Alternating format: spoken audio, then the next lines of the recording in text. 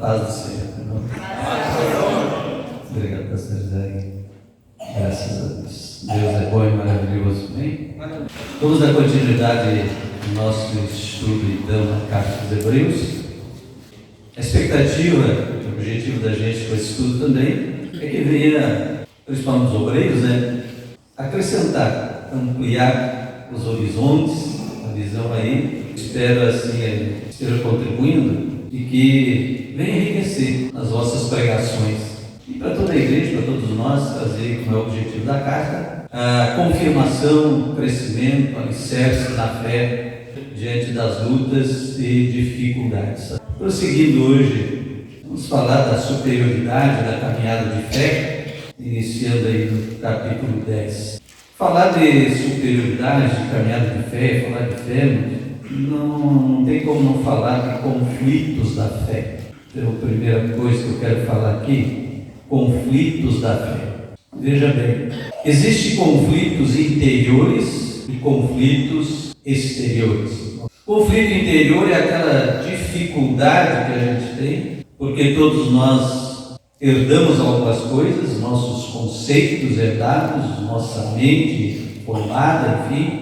Há uma dificuldade de, às vezes, se mover dessas coisas, aquelas crenças pré-formadas, pré-formatadas na cabeça da gente, coisas herdadas. Porque a gente está acomodado, principalmente para quem se converte já no meio da vida, diferente de quem é nascido, criado dentro da igreja, um pouco diferente.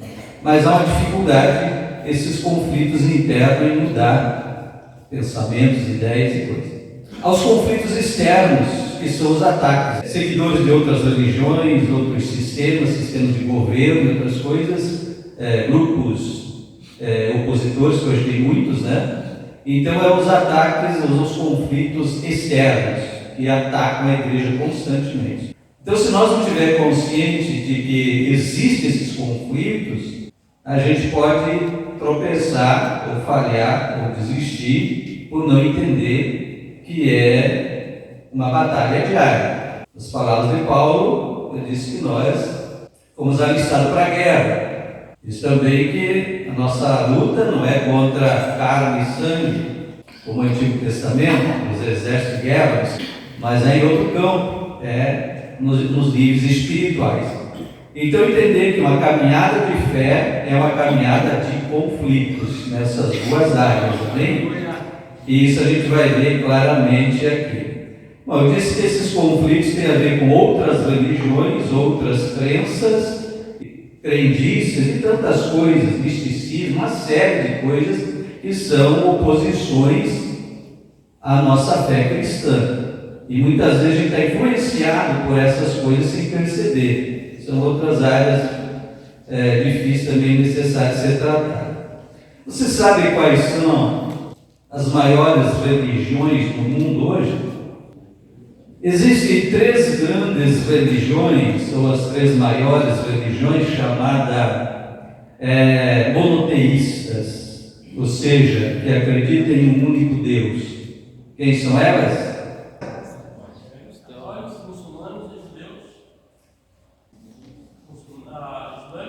Islâmicos, muçulmanos mesmos e judaísmo.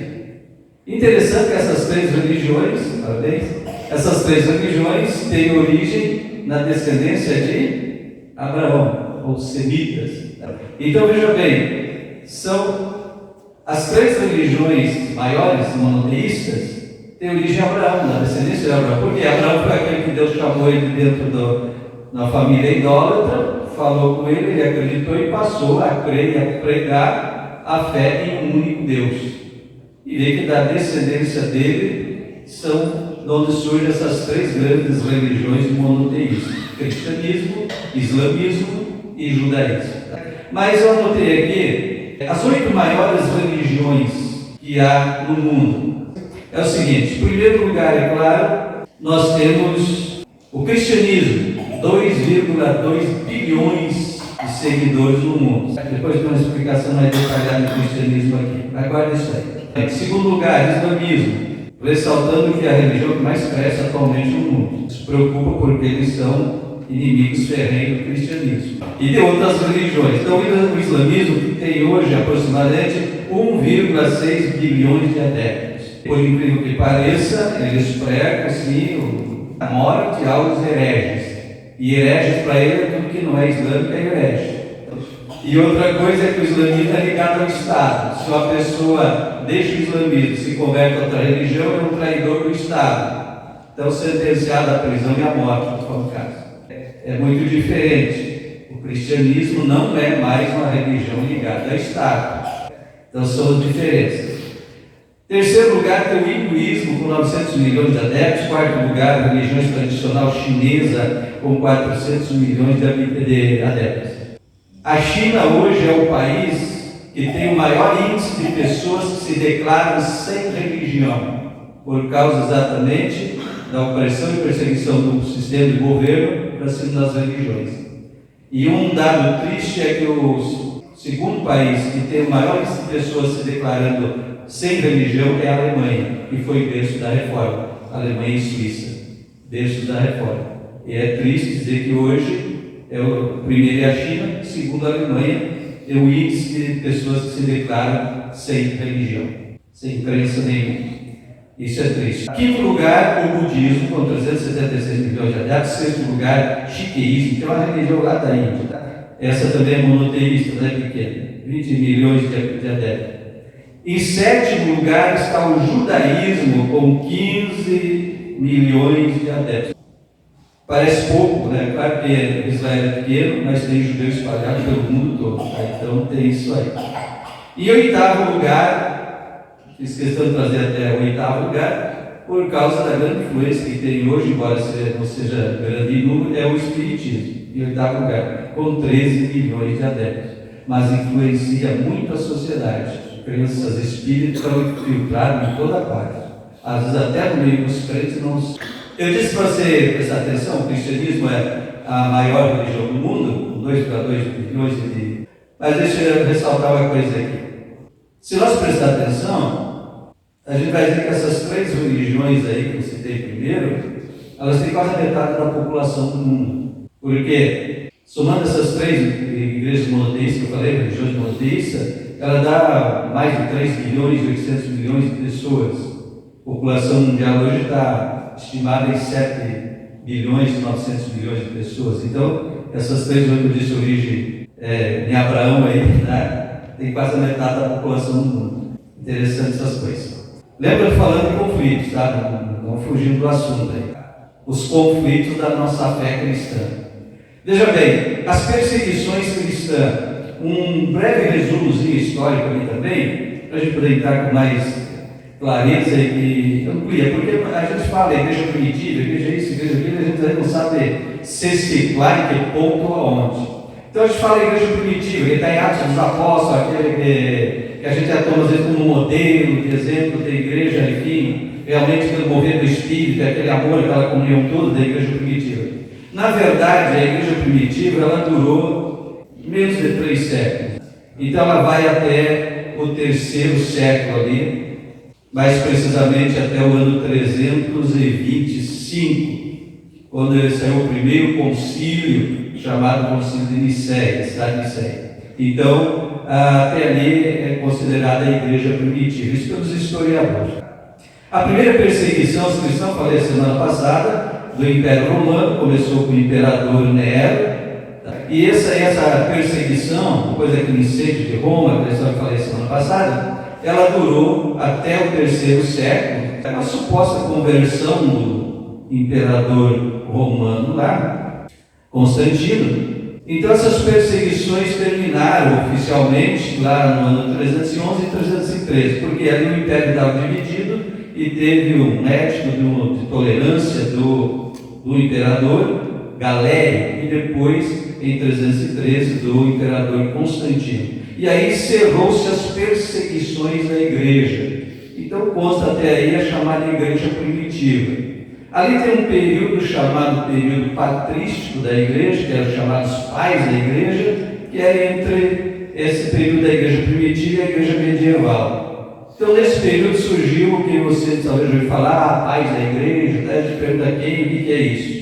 Mas são pessoas de grande influência que determinaram as diretrizes da igreja igreja soluções doutrinárias, enfim, várias coisas. Então, são considerados os pais da igreja. Tem os pais apostólicos, né? Clemente de Roma, Inácio de Antioquia, Policarpo de Esmirna. Pais apologistas, Justino Mártir, Irineu e Orígenes. Pais teólogos, Atanásio, os três capadócios, Basílio, Gregório, Nazianzus e Gregório de Nissa, dois Gregórios, tá? E depois Agostinho de Hipona, que é o falado, bem conhecido, Santo Agostinho. Então, eles são chamados pais da igreja. Aí inicia a Idade Média, inicia a chamada Idade Medieval. A Idade Média da história, do ano 476 até 1400 e alguma coisa, é 1000 anos de história, o período chamado na história, então, Idade Média. E aí então tem a igreja medieval, a igreja dessa época, que é o que temos hoje, igreja católica. Então, com a história da conversão do imperador e lembra que eu falei de conflitos externos e internos. Então, de certa forma, a religião virou oficial, a religião do Estado, então todo o império agora é cristão sem ser convertido. Aí entrou todos os costumes, paganismo, idolatria e tudo que resultou no que é a Igreja Católica Romana. Certo? Então, para entender o conflito e a estratégia como o inimigo atua. Lembra que o objetivo dessa carta foi exatamente fortalecer a fé dos irmãos que estavam, devido às perseguições, desanimando ou associando judaísmo com cristianismo, porque mantém as duas coisas juntas. Né? Então, eram as principais batalhas. Aí então houve também a chamada grande cisma, o cisma do Oriente, quando a igreja se dividiu em 1054. Ficou a igreja católica romana e a igreja ortodoxa em Constantinopla, que hoje é Turquia, Istambul, na Turquia. Então ficou duas igrejas, a católica se dividiu. Então ficou ortodoxa e romana. Depois disso, 1517, por falar nisso, estamos no mês da Reforma, 31 de outubro de 1517, a data oficial da Reforma. Só que o movimento já tinha mais de 100 anos, com alguns personagens lá já tratando da Reforma, protestando, né? E mais oficialmente, quando Lutero, então, expôs as suas teses lá, enfim, é essa data, 31 de outubro de 1517. Não é dia das bruxas, tá? É dia da Reforma. Porque as escolas festeiras, fascistas, os irmãos, eu nunca deixei sem falar, não faço isso, não deixe seus filhos, crianças aí se trajar de bruxa e de coisa para essas festas, diabólicas, isso aí, tá? Então aconteceu, aí da Reforma surgiu a Igreja Luterana, Igreja Calvinista e Igreja Anglicana. A Igreja Luterana, né, conhecida, calvinistas principais hoje é presbiterianos, né? Quem é calvinista, e anglicana surgiu também na Inglaterra, então isso lá em 1534. Então os três grandes segmentos depois da Reforma: luteranos, calvinistas e anglicanos. Dos anglicanos, presta atenção nisso aqui, dos anglicanos tinha dois grupos, os conformistas e os não conformistas. E dos não conformistas surgiram Igreja Batista, Igreja Metodista, de Wesley, e Igreja Adventista e Testemunhos de Jeová. Da Igreja Metodista surgiu os movimentos pentecostais, as igrejas pentecostais, onde temos primeiro Congregação Cristã, Assembleia de Deus, Quadrangular, Deus e Amor. Então chega uma coisa mais recente. E os chamados neopentecostais, essas igrejas das prosperidades, que vocês conhecem, todas elas têm um nome assim, mega, né? Universal, mundial, internacional, megalomaníacos, né? Essas coisas, tá? Então vem esses movimentos, tá bom? Então dessas raízes da igreja primitiva, a gente tem então o catolicismo romano, igreja ortodoxa, protestantes, outra coisa a gente fala, toda a linha evangélica, depois da Reforma, são chamados protestantes, né? E os pentecostais e neopentecostais, esses ramos assim, para você entender os conflitos e os períodos de história, as coisas que acontecem. Então, quando você olha assim, eu falei antes, 2,2 bilhões de cristãos no mundo, inclui todas essas igrejas, tá? Católica, romana, a ortodoxa, a anglicana, calvinistas, não calvinistas, enfim, metodistas e toda essa linha, todas essas subdivisões. Sem falar agora ramificação tão grande com ministérios independentes, pentecostais, não, enfim, tudo isso, né? Já viu que a maioria desses movimentos independentes, ministérios independentes vai surgindo, é tudo pentecostal? E aí fica uma interrogação, sabe que o Espírito Santo está dividindo tanto? É difícil definir hoje, mas está muito pensado. Então, os chamados conflitos. Bom, triunfo da fé, Hebreus 10, capítulo 10, verso 1. Esse dado histórico aí não é importante para a gente, para se situar essa linhagem, essas coisas todas. Capítulo 10 começa dizendo: porque tendo a lei a sombra dos bens futuros e não a imagem exata das coisas, nunca pelos mesmos sacrifícios que continuamente se oferecem, cada ano pode aperfeiçoar os que a eles chegam. Então veja bem, antiga aliança, todos os sacrifícios não podiam aperfeiçoar, né? E era tudo imagem das coisas futuras. Isso eu reforcei nas aulas passadas, no passado. Porque era impossível que o sangue de animais purificasse, verso 4, sacrifício de oferta não quisesse, mas corpo lhe preparasse, e tira o primeiro, lá no verso 9, para estabelecer o segundo. Fiz um destaque aqui de alguns versos, para nós entender essa diferença. O Antigo Testamento estava baseado, a sua fé, em sacrifícios de animais. E esses se mostraram frágeis ou fracos e incapazes. Tá? Eram apenas sombra e não a realidade das coisas. E era necessário oferecer continuamente. E era impossível, então, que eles fizessem isso. Essa expressão do verso 5, sacrifício e oferta não quisesse, mas corpo me preparasse, uma profecia. Que corpo é esse? Jesus, o Deus que se fez homem, corpo humano, veio à terra e teve um corpo que foi sacrificado, sendo o sacrifício perfeito e não o imperfeito dos animais. Por isso ele é superior, por isso a fé é superior, é esse triunfo da fé que eu estou falando. Que o Antigo Testamento era baseado em coisas frágeis, imperfeitas e incapazes. A fé do Novo Testamento, da Nova Aliança, está baseado no corpo de Cristo que foi sacrificado em nosso lugar, portanto é superior, certo? Então depois verso 9 diz assim, tira o primeiro para estabelecer o segundo. O que é isso? Tira o primeiro sistema, antiga aliança, para estabelecer a nova. Em Romanos capítulo 8, verso 3, Paulo diz o seguinte: porquanto o que era impossível à lei, visto como estava enferma pela carne, Deus enviando o seu Filho em semelhança de carne do pecado, pelo pecado condenou o pecado na carne, ou seja, o corpo de Cristo. Aquilo que ele disse: não quisesse mais sacrifício de animais, mas me preparasse um corpo que foi para o sacrifício, o corpo de Cristo. Por isso a fé da nova aliança é superior à antiga, entendeu? Hebreus 10, ainda, versos 16 a 17. Versos 16 e 17. Esta é a aliança que farei com eles depois daqueles dias, diz o Senhor. Porei as minhas leis em seus corações e as escrevereis em seu entendimento. E acrescenta: e jamais me lembrarei de seus pecados e de sua iniquidade. Veja bem, o verso 16 ele está se referindo à profecia de Jeremias, capítulo 31, verso 33. E no verso 17 ele está se referindo à profecia de Isaías, 43 e verso 25. A autoridade desse escritor, como eu falei no início, que não temos confirmação, ele toma as escrituras do próprio Antigo Testamento para provar para os crentes hebreus, a carta é para os crentes hebreus, judeus, né, que se converteram ao cristianismo e estavam pensando em voltar, para mostrar a superioridade a grandeza desta fé, a superioridade da fé hoje na nova aliança comparada à antiga. Se a lei estava enferma por causa da carne, do pecado da carne, noutra passagem, Hebreus fala que ela envelheceu e aquilo que envelheceu perto está de se acabar.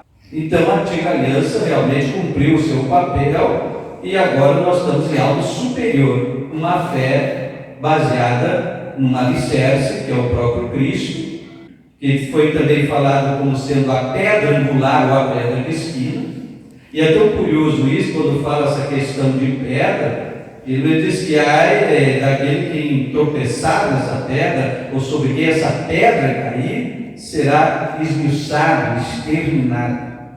Então é muito séria a questão da fé, ela é superior em todo sentido. Então quando ele diz assim no verso 17, e jamais me lembrarei dos seus pecados, o destaque desses dois versículos, 16 e 17, primeiro, a lei não estaria mais escrita em tábuas de pedra, não era mais externa, mas é uma lei que estaria escrita no coração, ou seja, pelo Espírito Santo, coisa que na antiga aliança não tinha.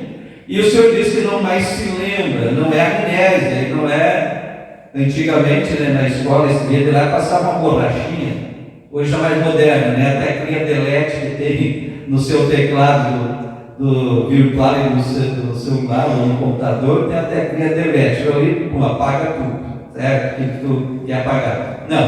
Não é que Deus tenha isso, nada disso, mas esse apaga, ou seja, não me lembrarei mais dos seus pecados, das suas iniquidades, tem a ver o seguinte, não trazer mais a memória, não é apagar, mas tu não mexe mais, não traz mais aquilo, a memória, não fala mais aquilo. Isso é o princípio do perdão para a gente, porque tem pessoas que dizem que perdoa, mas ele nunca para de falar do pecado do outro, isso não é perdão. Então quando Deus diz, não me lembrarei mais, não é para apagar da memória, não tem como. Mas é o seguinte, não vou mais trazer a memória, não vou mais trazer a lembrança, não vou mais estar falando, tocando no negócio, é o princípio do perdão. Então o que ele está dizendo aqui, o que o Senhor disse? Porque na antiga aliança, diz que todo ano se comemorava o pecado, a palavra se comemorava porque relembrava, porque todo ano tinha que repetir o ritual do sacrifício, chamado dia anual da expiação. E todo ano, quer dizer, então todo ano está relembrando o pecado, todo ano está relembrando o pecado. Isso é uma tortura, Você já imaginou isso? Agora diz assim, então não me lembrarei mais, porque o sacrifício foi um só e perfeito. Então não trago mais à memória o pecado. Eu falei semana passada, quando João Batista disse, Deus que tira o pecado. Então ele foi removido de vez, então o Senhor não traga mais à memória, foi apagado. Dá glória a Deus? Glória a Deus. Entendeu? Então essa diferença, ele foi então removido, deletado na linguagem de hoje, bom, e o Senhor não traz mais a memória. Então isto é a superioridade da fé. Então nós tínhamos o judeu tinha então a antiga aliança, em que todo ano tinha que estar repetindo, quer dizer, não apagava, não removia a culpa. Mas agora foi feito de uma só vez e liquidou o assunto também. Aí o seguinte, verso 19, capítulo 10, verso 19. Tendo, pois, irmãos, ousadia para entrar no santuário pelo sangue de Jesus, pelo novo e vivo caminho que ele nos consagrou pelo véu, isto é, pela sua carne. E tendo um grande sacerdote sobre a casa de Deus, cheguemos-nos com verdadeiro coração e inteira certeza de fé, tendo os corações purificados pela má consciência e o corpo lavado com água limpa. Retenhamos firme a confissão da nossa esperança, porque fiel é o que prometeu. Semana passada eu falei um pouco sobre o tabernáculo, estão lembrados? E que os utensílios do tabernáculo formam a cruz. Altar, pia, mesa dos pães, altar do incenso, candelabro e dentro do lugar santíssimo a arca, forma a cruz. Aqui ele está fazendo uma referência direta a essas coisas. Quando ele diz assim, irmãos, cheguemos com ousadia para entrar no santuário pelo sangue de Jesus, ele está fazendo esse paralelo com a história lá, por quê? Lembra que eu falei que o povo só vinha até o pátio do tabernáculo, e mais tarde o templo, ele só vinha até o pátio. Os sacerdotes que recebiam as ofertas, faziam o sacrifício dos animais, tomavam o sangue dos animais e eles entravam no lugar santo, para ler, orar, interceder e ministrar perante o Senhor. E o sumo sacerdote, que uma vez por ano, chamado Dia da Expiação, Dia Nacional da Expiação, que ele entrava no lugar santíssimo, diante da arca, com o sangue do sacrifício lá do altar do holocausto, que é lá na entrada, logo no portão. Então ele tinha que ir com o sangue lá. É este paralelo que ele está falando aqui. Irmãos, cheguemos com ousadia, ou seja, com confiança. Por quê? Porque lá eles tinham medo O povo só ia até no pátio, eles não tinham permissão, se entrasse lá, morria. O sumo sacerdote, para entrar no lugar santíssimo, nas vestes dele, ele tinha um sininho da veste. E ele entrava com uma corda amarrada, às vezes na cintura ou no pé, para passar o véu e entrar no lugar santíssimo. Então, enquanto tivesse barulho de sininho, o sacerdote estava vivo, foi aceito o seu sacrifício, a sua oração. Se ele caísse lá e silenciasse, ninguém podia entrar, senão morria. Então tinha que puxar pela corda. Então esse medo todo o povo tinha. Eu acho que com essa explicação e você vão entender melhor o que ele está dizendo assim. Tende, irmão, ousadia para entrar no santuário, mas não podia entrar, antigamente não podia de jeito nenhum, era sentença de morte. Como é que agora nós podemos entrar? É uma fé maior ou não é? Entendeu a diferença? Então diz ele assim, aí diz pelo novo e vivo caminho que ele nos consagrou pelo véu, isto é, pela sua carne. Que véu? Eu expliquei também semana passada que entre o lugar, vamos supor aqui que esse salão fosse um lugar santo, e tinha um véu aqui, uma cortina, que separava para cá no lugar santíssimo, né? Não ilustrar assim. Aí quando Jesus morreu na cruz, diz que o véu lá do templo se rasgou de alto a baixo. E diz que esse véu, essa cortina naquela época, era uma obra de tapeçaria, diz que de uma espessura muito grande, que era impossível se rasgar assim do nada, ou alguém rasgar a mão. Mas foi uma coisa milagrosa, realmente. Se rasgou, mostrando o quê? Que foi aberto o caminho para o lugar santíssimo. Então veja bem, ele diz o véu da sua carne, o véu lá do templo, ele comparou o corpo de Cristo, que foi ferido e morto na cruz, com o véu do templo, que é a porta. Porque Jesus não disse, eu sou a porta? Glória a Deus. Eu sou o caminho. Então como liga toda uma coisa com a outra, essa riqueza da palavra? Então agora está aberto o acesso para qualquer um que crê. Como reforcei nas outras semanas passadas, que a lei antiga era uma aliança com uma nação. Acho que foi essa explicação passada, né? Mas a nova aliança não está limitada a uma nação, a uma raça, é universal, é para todos. Por isso também não está vinculado ao governo. Até alguns ficaram meio chocados quando eu disse essa história aí que a gente costuma dizer, o Brasil é do Senhor Jesus, o Uruguai não é de Jesus, a Argentina não é de Jesus. Então se a gente for seguir esse princípio, a gente, o mundo inteiro é do Senhor. Mas não é só, é quem se converte. Na nova aliança só é de Cristo quem se converte, não interessa a nação que ele é. Então não está vinculada mais a uma raça, a uma nação. É isso que eu falei rapidamente semana passada, sem explicar muito, quero que você entenda. Então não tem uma aliança com uma nação. Essa nação é chamada igreja, que não está limitada a limite geográfico, de raça, de posição social, de coisa nenhuma. Qualquer um, seja judeu ou não judeu, como Paulo diz, muito claro, e repete muitas vezes as suas cartas, não tem mais essa questão. E isso era difícil do judeu entender, que a porta abriu para todos e aquilo lá era só simbologias proféticas e que não tem mais sentido ficar daquilo lá. É vir para Cristo, que abriu o caminho para o santuário eterno, que quando Moisés construiu o tabernáculo, ele fez segundo o modelo que foi mostrado para ele no céu. E que João também viu, como falei semana passada, tá bom? Então são essas coisas superiores. No verso 24 e 25, aí no capítulo 10, o escritor faz uma exortação à boa comunhão, o estímulo mútuo da fé e do amor entre os irmãos, para não abandonar a congregação, dizendo como é costume de alguns, diz aí adiante. Então, segue ali um incentivo que nós devemos ter, lembrando que eles estavam debaixo de perseguições e tudo, então estimular, incentivar a fé um no outro para se manter. Mas se nós trazermos um paralelo com hoje, a gente não está precisando da mesma coisa? São muitos os ataques para cima da igreja, como eu falei no início, os conflitos, são muitos. E aí tem gente que se irrita, se revolta, desanima, então é hora da gente também incentivar mutuamente a fé o amor diante da tanta violência, tanta coisa de hoje. A Bíblia diz que multiplicando o pecado, o amor esfria. Mas não é o amor do mundo, irmão. Só pode esfriar amor onde tinha, amor onde tem, né? E amor, ele está falando amor da igreja, amor de Cristo, amor cristão. E que pode esfriar por causa das lutas, pecado, perseguição e todas essas coisas. Então aqui o escritor aqui aos Hebreus incentiva aí nesses dois versos que citei, 24 e 25, a fé, motivar e incentivar a fé um no outro, o amor, a boa comunhão para se manter e, como a Bíblia também ensina em outras partes, levar as cargas dos outros e ajudar a se manter na fé. É o estilo que nós precisamos ter hoje debaixo das lutas que estão sendo travadas aí cada vez mais forte.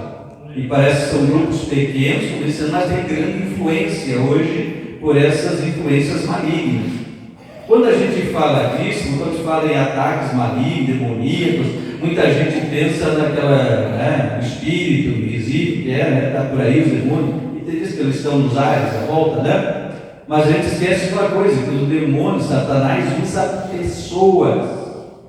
Aleluia. Usa pessoas. O Espírito Santo não usa os crentes? Usa, eu e você. E o Espírito mal usa os deles também. Então essas pessoas que estão hoje atacando a igreja, com leis contra a igreja, com todo tipo de processo de perseguição, são pessoas endemoniadas. Não tem outra palavra. A gente acha também que a pessoa endemoniada é só aquele que se debuxa lá no chão, manifesta no mundo. Não, tem pessoas endemoniadas nos governos, endemoniadas, processo, trabalhando contra a igreja, contra a fé cristã. Por isso que eu fiz toda aquela introdução do início, para mostrar onde é que estão os inimigos da igreja. Os ataques, os conflitos é interno e externo. Então há esse segmento que o diabo usa assim. O que vocês acham que esse Hamas? Hamas, a origem hebraica da palavra, significa violência. O que é que estão fazendo? Como eu tenho dito para alguns aqui, é demônio em pessoa, já não é outra coisa, fazer aquelas barbáries. Certo? E a gente acha que não. Claro que às vezes a congregação, as coisas não tocam isso, né?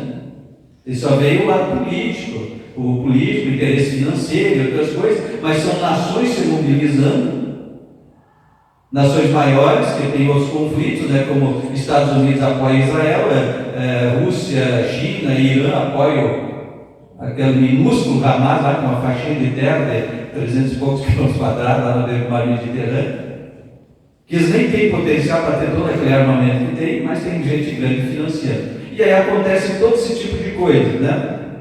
Então são de onde vem os ataques, as origens, né? Dessas coisas. Depois vem uma questão bem polêmica. Hebreus 10, 26. Porque se pecarmos voluntariamente, depois de termos recebido o conhecimento da verdade, já não resta mais sacrifício pelos pecados.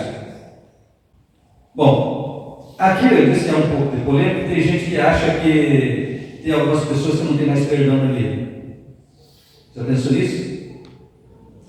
Tem gente que diz aqui, não, se alguém se desviar, isso aqui não dá. Tem gente que não tem mais perdão, não existe isso, não é verdade. Vamos entender esse versículo. Então ali, nos versos seguintes, 26 a 31, há uma série de advertências aos crentes que depois de conhecer toda a superioridade e perfeição da nova aliança do sangue de Jesus e voluntariamente pecar e abandonar esta fé, não haverá outro meio de salvação, não há outra aliança. Teve a aliança antiga, por finalidade mais a revelar o pecado e dar a consciência de pecado e que precisava de um Salvador, veio a nova aliança trazendo a salvação pela graça, pela fé. Agora, se alguém rejeita, não resta outra aliança, não resta outro meio de salvação, mas só, como diz ali, uma terrível expectativa e condenação de juízo. Não tem outro meio de salvação. Então a pessoa tem que retornar.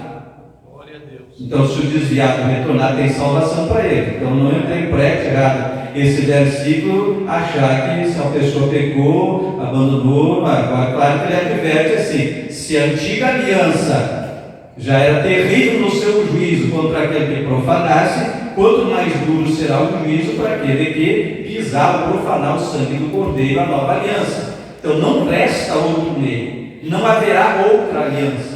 E na antiga aliança já profetizava uma segunda, mas nessa segunda aliança não profetiza uma terceira.